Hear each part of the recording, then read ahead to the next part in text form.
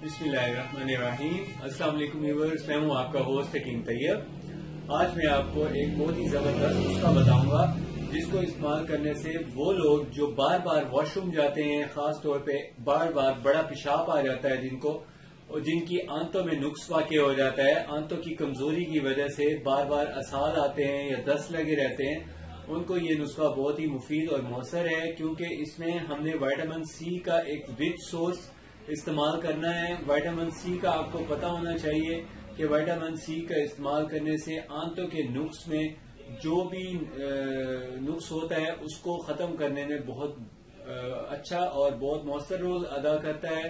तो vitamin C का जो नेचुरल और रिच सोर्स है वो हम यूज करेंगे इस नुस्खे में। तो ये जो नुस्खा है इसको इस्तेमाल करने से पहले आपने कुछ एहतियातें करनी है। एक एहतियात तो ये है कि तेज मिर्च मिसालों का इस्तेमाल नहीं करना। दूसरी एहतियात ये है कि आपको चाहिए कि आप खाना उस वक्त खाएं जब आपको अच्छी तरह भूख लगे। तीसरी ये है कि आपने भूख रख के खाना खाना है, जब खाना खाएं थोड़ी भूख रहती हो उसके बाद आप खाना रोक दें और जितना खाना खाना है उससे 5 या 3 निवाले कम ही खाएं, और जब भी भूख रहती हो खाना कम छोड़ दें।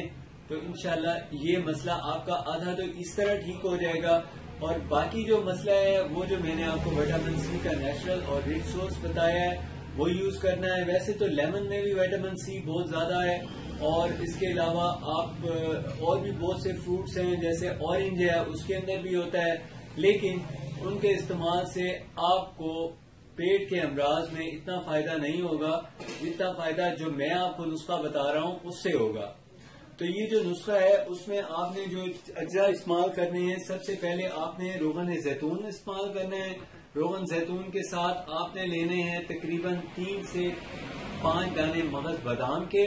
वो आपने छीले हुए लेने हैं। मगज बादाम को आप रात को भिगो दें 1 गिलास पानी में या किसी दूध में या अर्क गुलाब में। अर्क गुलाब के भीगे हुए बादामों में तेज असर होता है दवा का, तो इसलिए बादामों का सुबह छिलके उतार लें। उतारने के बाद आपने उसको बादामों को रख देना है। एक दिन में 5 खुराकें इस्तेमाल करनी है जो मैं आपको बनाने का बता रहा हूँ तरीका। उसमें यह है कि मगज बादाम का 1 दाना आपने लेना है और साथ में आपने मुरब्बा आमले का 1 दाना लेना है। ये दोनों आपने एक टाइम में इकट्ठे खा लेने हैं, यानी कि 1 दाना आमले का मुरब्बा, 1 दाना मगज बादाम का, इन दोनों को इकट्ठे खाना है आपने। यानी आमले का जो इतना सा दाना होता है, मिसाल के तौर पे ये जो आमले का मुरब्बा का ये दाना है, ये आप तस्वीर देख रहे होंगे, इतना दाना लेना है आपने। दाना लेने के बाद उसको हाथों से ही ऐसे प्रेस करेंगे तो वो ऐसे काशे बन जाएगा।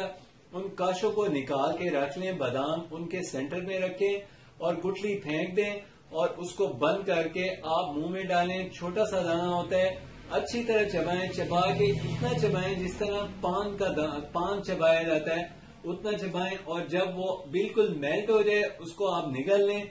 और इस तरह दिन में पहले दिन आप 5 दाने यूज करें, दूसरे दिन 4, तीसरे दिन 3, चौथे दिन 2, 5वें दिन 1। उसके बाद दोबारा अगर आपकी तबीयत ठीक हो गई है तो बेस्ट एंड गुड।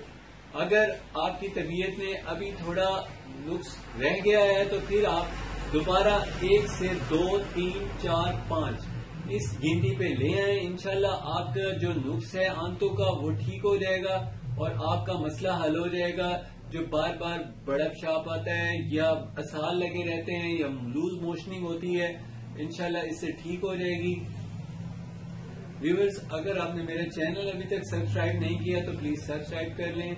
अगर आपको वीडियो अच्छी लगे तो प्लीज लाइक और शेयर जरूर कीजिए। अपनी सेहत का ख्याल कीजिए, और अगर आपको कोई बात पूछनी हो तो आप मुझसे कांटेक्ट कर सकते हैं। आपको कांटेक्ट नंबर्स मेरे स्क्रीन पे दिखाई दे रहे हैं।